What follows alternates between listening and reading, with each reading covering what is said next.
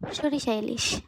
আজকে বানাবো সরিষা ইলিশ। তার জন্য আমরা প্রথমে সরিষাগুলো বেটে নিব, তারপর কাঁচামরিচ, শুকনো মরিচ, আদা রসুন আর পেঁয়াজ বেটে নেব।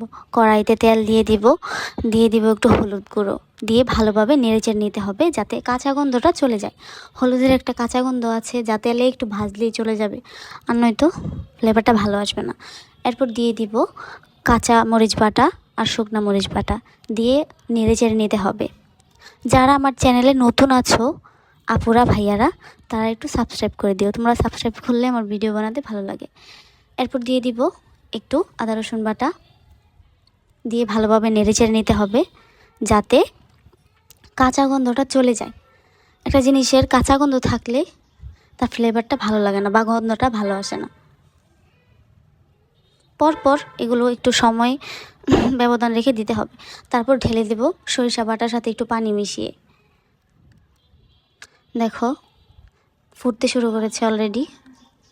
এটাকে ভালোভাবে এখন নেড়েচেড়ে দিতে হবে। ভালোভাবে নেড়েচেড়ে দিব।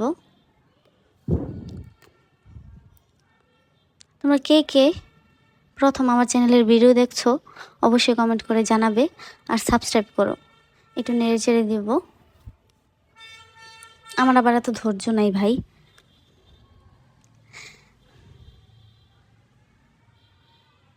একটু নেড়েচেড়ে দেওয়ার পর যখন দেখবে ফুটতে শুরু করেছে, তখন আগে থেকে আমি সরিষার তেল আর হলুদ দিয়ে মাখিয়ে রেখেছিলাম ইলিশ মাছগুলো।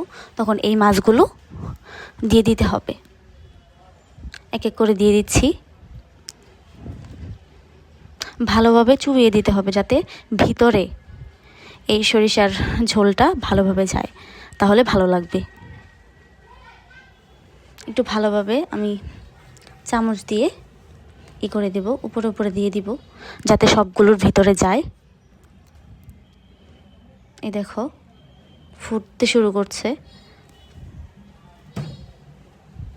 এখন আমি এটাকে ঢেকে দেব 20 মিনিটের জন্য। এই দেখো 20 মিনিট পর আমাদের সরিষা ইলিশ রেডি।